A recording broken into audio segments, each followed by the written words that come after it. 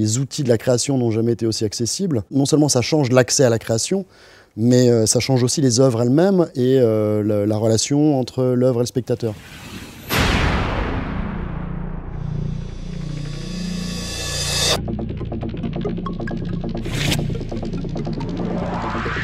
La musique à l'image, c'est un univers créatif qui peut être assez large. Ça va de formats de représentation type cinémix ou ciné-concert, le cinéma, la pub, le clip, etc.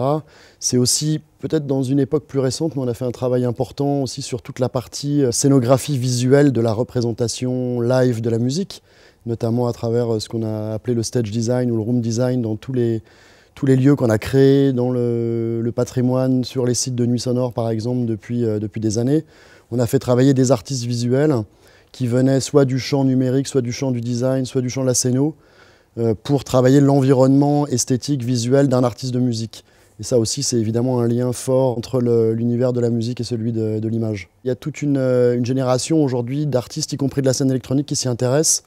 Peut-être aussi parce que ça permet une ouverture dans leur réflexion, dans leur parcours artistique, dans leur carrière, qui peut les amener sur un autre terrain de jeu. Il y a, en tout cas nous, dans notre environnement à nous, beaucoup d'artistes de la scène électronique qui s'intéressent au cinéma aujourd'hui, notamment à travers la bande originale de film, mais même au-delà dans la réalisation, etc. Ce qu'on peut attendre d'un créateur, d'un designer dans la relation musique et image, et en tout cas ce qu'on en attend nous en tant que professionnels souvent, c'est, je dirais, la singularité et la sincérité. Je crois que c'est vraiment les deux choses les plus importantes. Je pense que les projets qu'on porte, c'est des projets qui ont un état d'esprit d'indépendance, d'intégrité, d'exigence artistique. Donc la sincérité, ouais, me paraît aussi un point extrêmement important.